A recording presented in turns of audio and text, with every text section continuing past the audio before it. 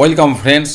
আজকে 1:40 নাগাদ দুপুর 1:40-এ আমাদের রাজ্যের মাননীয় মুখ্যমন্ত্রী পোস্ট করেছেন, চাকরিহারা শিক্ষক ভাই বোনদের জন্য আজ বিকেল 5টায় সুপ্রিম কোর্টের নির্দেশিকা মেনে নবান্নে একটি গুরুত্বপূর্ণ সাংবাদিক সম্মেলন।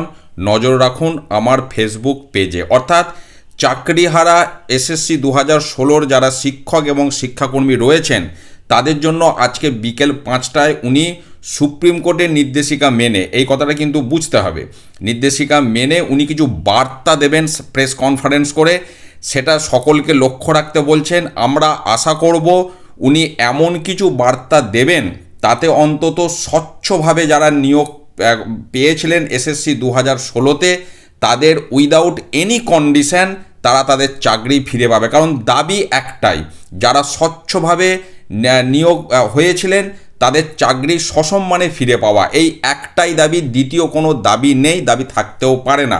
আমরা আশা করব আজকে তেমন কিছু উনি পদ্ধতি বা আগামী পরিকল্পনা নিয়ে ঘোষণা করবেন যাতে করে স্বচ্ছভাবে নিয়োগপ্রাপ্ত চাকরিচ্যুত শিক্ষক এবং শিক্ষাকর্মীরা সসম্মানে তাদের চাকরি ফিরে পান। আমিও আপনাদেরকে অনুরোধ করব আপনারাও লক্ষ্য রাখুন ওনার ফেসবুক পেজে উনি বলেছেন বিকেল 5টায় প্রেস কনফারেন্সে ভালো কিছুর অপেক্ষায়। ধন্যবাদ।